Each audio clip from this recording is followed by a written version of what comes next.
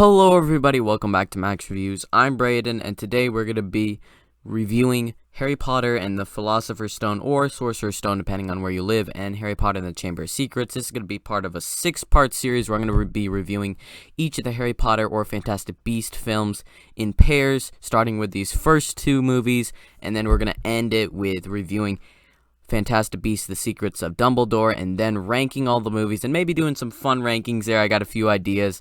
So I'm a bit late to the party, like the Secrets of Dumbledore came out 2 months ago, I think. But I just, I'm a bit late, but I got a bunch going on, so thought it'd be a nice time to review them all. And today we're going to be starting with the first 2 ones, Chamber of Secrets and Philosopher's or Sorcerer's Stone, depending on where you live. Let's get reviewing them.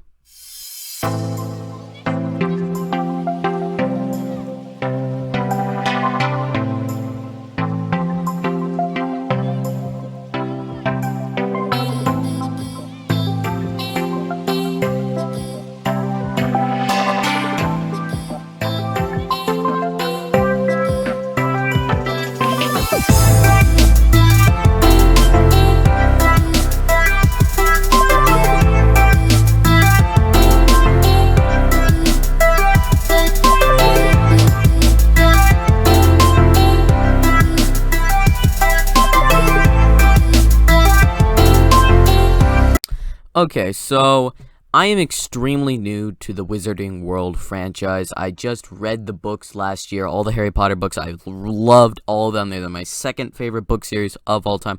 Well, probably third, but that doesn't really matter right now. I watched the movies. I binged through all of them like in the summer, and then I haven't really rewatched them since then. And so I decided, hey, the new movie came out, and I could watch it now, and I wanted to watch these movies earlier, but I had a bunch going on with my favorite movie from each year from the past 50 years video. So I'm finally getting to reviewing them, and we're going to be reviewing the first 2 here.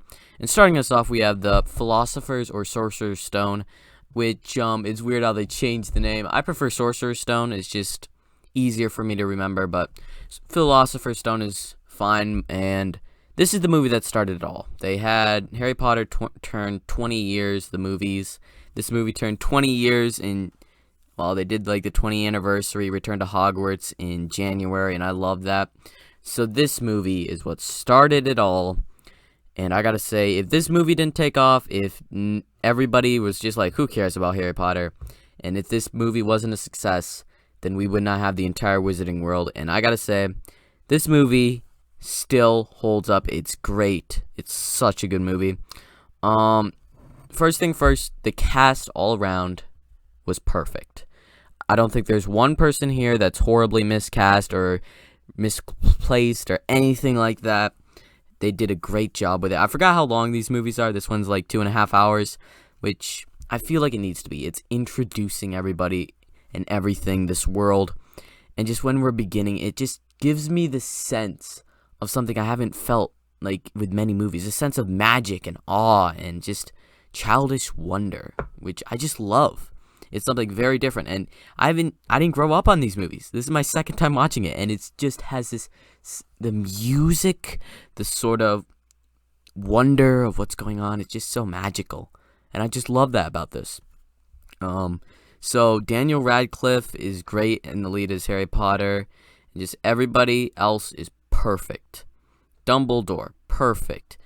Hermione Granger, Ron, every single character that we see is so good, and it's so great to be introduced to this Wizarding World, seeing all the little things where they have express 3, what is it, 4 3/4, I can't remember right now, but the Hogwarts Express, and just Hogwarts, different creatures that are in this world, the different classes that they're taking, the different wizards or witches. It's just so interesting. I love it all. And this movie, it doesn't have giant stakes, but I don't feel like it has to. It's just a fun, magical movie. Of course, all the acting here isn't up like perfect. There's a few scenes where you can see the kids are struggling a bit, but come on. They were like 11 or 12 when they filmed this, and they were doing a great job. They're like, it's really hard for you to find somebody under the age of 12 to do a job as good as this. The only ones that I could really think of are McKenna Grace from Gifted, and maybe some other ones. Like, I'm not really thinking anything right now, but still, they did a great job in casting these kids who would hold up the entire Harry Potter franchise, and then all the adults are cast by amazing actors or actresses, and I just love that. The actual magic in here, there's a few problems. Number one, Harry doesn't do any magic for any of the movie. We don't see him cast one spell, try anything. Well, we might see him try some stuff, but he doesn't actually cast a spell, which sort of feels a bit, sort of like, because your first movie and your main character, the name of your entire film series, can't do magic, and it's about magic. I find it a bit ironic, but I'm sort of okay with it. It's not the end of the world. It doesn't bring the movie from a 10 to a 0 for me, but it's just a little thing to be like, that's a bit odd. The final battle I think is really cool, where they have to use their skills that they've been learning throughout the school year. Hermione does a whole bunch, but Ron gets his moment with the chess, and Harry gets to go to the end against Voldemort. All just really cool. I think some of the CG isn't holding up as well. Like this, I think after this movie, each movie might have one thing that doesn't look perfect. This movie, there's a few things like Quidditch. It looks a bit old. It still looks fine. And then the other thing that doesn't look super great is the troll in the middle when it's walking. It doesn't look super convincing, and also the dogs. This movie has the worst CG of the entire franchise, but it's still not horrible. Like, it could have been a lot worse, and I think it still looks fairly solid. I do enjoy this movie. It's just seeing everything, seeing Gringotts Bank, seeing Diagon Alley, seeing Hogwarts. It's just so magical, and the thing that really elevates this movie even more that I didn't really realize, but as I watched both of these movies, I realized it even more. The score by John Williams in this movie in particular, I can't really remember any other ones, but this movie in particular just is so perfect. One of my favorite scores of all time. I love Star Wars. I love Avengers Endgame theme. I just watched Jurassic Park yesterday too, and that movie has a great score, but this one, the first Harry Potter movie, has such a great score by John Williams, and I just love it so much. The feeling and his scores, it sort of reminds me of Home Alone, where you have the wonder and magic going on, and I just love it so much. This is a really, really solid Harry Potter movie, and even though everybody's younger, the stakes aren't as big. Like at the end when Voldemort's defeated, he just sort of turns into a ghost thing and then runs away, but still, I love this movie. It's so good. The score, the casting, everything. I just really, really, really love it. So I'm giving the first Harry Potter movie, the Sorcerer's Stone or the Philosopher's Stone, a 9 out of 10. It's just so good. This movie has that magic. It started it all off, and it started it on such a great note. Now moving on to Chamber of Secrets. I just watched this last night along with Jurassic Park, so long night last night. But Chamber of Secrets, I feel like this is a very, very constant criticism of the movie. The movie could have been shortened a bit. It's the shortest book, and I feel like you could have cut off 20 minutes, half an hour, just shaved that off, make this movie 2 hours, 10 minutes. I'm not against having a long movie.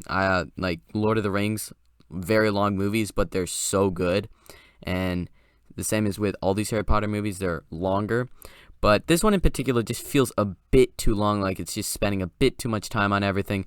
We spend a half an hour before we get to Hogwarts, and just in the first movie, we had to be introduced to where Harry's living, this whole mythology, what happened with like his parents, Dumbledore dropping him off, everybody finding him being introduced to Hagrid, and then all that happening, and then he gets to Hogwarts. This one is pretty basic. He goes to the Weasleys, he gets in there, he heads there to the Hogwarts Express. It doesn't work. He gets in the car. Dobby gives him a visit earlier. He gets in the car, he goes with Ron, he runs into the Whomping Willow, and then he's at Hogwarts. That takes a half an hour. So this movie does take its time. It could be worse. Like some movies really drag. This one doesn't 100% because it just has this feeling, once again, of childish fun, wonder, magic. Not as much as the first one. I don't think the score is as good. I don't think everything's so amazing as that first movie, but it still has this sense of wonder, of awe, of just nice. This is just so cool. And it doesn't get that sort of a bit more mean-spirited stuff that happens in the later movies. We do have things introduced like racism in the wizarding world with Hermione being called a mudblood, and just you see how that affects them and just expands the wizarding world even more. We get 3 new great characters in there. First off, you have Lucius Malfoy, who he's exactly the cold-hearted evil wizard and that you would think when you're reading the books, and he's even more cruel than Draco. And I think this is the best movie for Lucius Malfoy. And then you have Gilderoy Lockhart, who just has so much of this. Oh yeah, I would have done it, of course, if I had just been there. I could have deflected it if I wanted to, sort of sense to him, and I just love that. He's such a, you don't hate him, you love him, but he's just such a sort of, I don't really know what it is, but you know what it is when you see it on screen, and he's just such a great character. I enjoy how it ends with him, where he just gets his memory erased, and he's such a like, wow, this is so cool. Do you live here? It just, it cracks me up every single time.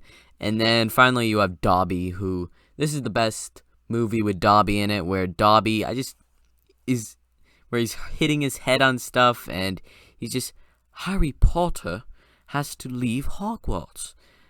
Not to kill Harry Potter, to mortally wound Harry Potter possibly, but not to kill Harry Potter. Just, I love Dobby in this movie. He's got this sense of just cuteness while also not knowing what he's doing 100%. The consequences of his actions. He just wants to help Harry Potter, and now he ends. He's free and he's so happy. Thank you, Harry Potter. Dobby is so good in this movie. This is the best movie with Lucius Malfoy and the best movie for Dobby. This is also our last movie with Richard Harris Dumbledore, who I've always preferred the other guy that plays Dumbledore in the later movies. Richard Harris, I think, gives a great job at Dumbledore, but I just prefer the other one. It's personal preference. I enjoy Richard Harris, but not as much as I enjoy Michael Gambon as Dumbledore. And so, other things in this movie that I just enjoy is the sort of ending with you have the basilisk, which it's just so weird to have this snake and just how they embody it, how huge it is, and just the eyes being clawed out by the phoenix. It's just very weird, but I enjoy it. I would say this movie has like the least threatening, not the least threatening, but just my least favorite villain for a Harry Potter movie, where you just have this weird Tom Riddle Voldemort ghost thing, version of him from 16 years old, where he doesn't even know how Harry Potter beat him. He doesn't know anything, and I've just not always enjoyed him as much. Other things, the final battle, Harry is given the sword by Dumbledore. He's saved by the Phoenix. Harry is just given the stuff and then fights off the monster. It still does take him his special skill where he could open the gate to the Chamber of Secrets, but still he's given stuff and saved in the last battle, sort of like what happened in the first movie, but with that it was Hermione getting him there, and then he fought by himself instead of his friends and him getting there, and then he's given stuff to fight off the final boss or whatever. So other elements, what's happening with the spiders and going back and seeing what happened with Hagrid and Aragog, I think it is, the spider, and also what's going on with these people that are freezing. I feel like it's a bit straining my just credibility when you have everybody that sees this monster, except for Moaning Myrtle. Everybody that currently sees this monster just sees it through a camera or water or a mirror instead of actually looking at it. It just feels a bit straining my credibility, but they probably didn't want to kill anybody like on screen here, so I could understand that. And it still keeps that childish fun while not being there as much as in the first movie, where you have just people being frozen, this sort of ominous presence going on where you're trying to figure out what it is, and this creepy voices that are talking to Harry. And so still solid movie. I don't hate this movie. I don't think there's a bad Harry Potter movie. There's ones that I enjoy more than others, but they're all 6 out of 10 or more for me. I give them positive reviews. So this one, it's just never been my favorite, unfortunately. I enjoy it. There's some stuff that I really enjoy, some stuff not so much, but there's just so much in here where it's such a long movie where I felt it didn't need to be. It could have been trimmed down to 2 hours and 15 minutes, and I don't think we would have lost as much as if you had trimmed, say, Order of Phoenix down 30 minutes, or trimmed down Prisoner of Azkaban 30 minutes. And some of the other ones I think need to be longer. But for this one, I just feel it needs to be trimmed a bit. And then once again, something that I forgot, the closing shot of the first movie is him saying, "I'm not really going home." And then it ends the movie with this music, and it's just so great and emotional. He's not actually going home. He's going away from home, going away from Hogwarts and going to the Dursleys. And then you end this movie where it's celebration that they don't have Gryffindor win, but they have like Harry Potter saved us all, time for celebration, and Dobby's free, everything's great, happiness, great, and then we just zoom out, see Hogwarts, and that's the end of the movie. So, different than the first one with the ending. I don't prefer it as much as the first ending, but it still has that sense of just fun, and then also like victory at the end, where it's not like the first one where you have, oh yep, Voldemort got away, he's still out there. It's more like, we defeated the threat, they're gone. And we'll address the Voldemort thing later in 2 movies. So this one, Chamber of Secrets, I think I'm going to give it an 8 out of 10. It's a great movie. I don't despise it. It's got a few flaws in there, and I don't prefer it as much as other ones. I know some people really do love this one. I was really surprised. Like a few weeks ago, Hawbricks, he's the one that was really looking forward to these Harry Potter movies, and he had it in first. I didn't see that coming. But for me, I like this movie. It's still a great movie, but not as high as the first one. So these first 2 ones, the child acting is pretty top-notch for kids about their age for acting, but still doesn't really get the huge emotions coming out or crazy stuff like it does in later movies. And next we have Prisoner of Azkaban and Goblet of Fire, some movies that I'm going to be interested in rewatching, we'll say. But these first 2 ones just have this childish wonder, and they're just so fun, so sort of not exactly perfect happy, but just like they're a bit more cheerful than later movies, and they just have this childish wonder. Cast is great, and it's all a lot less mean-spirited than it gets in later movies, although it does have darker elements in the second one.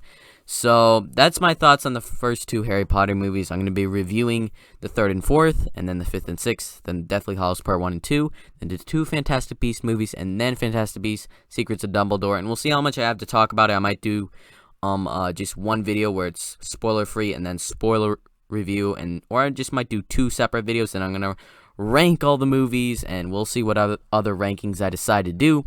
So thank you for watching. I'm Braden. This is Max Reviews. Like, subscribe to Max Reviews. Braden out.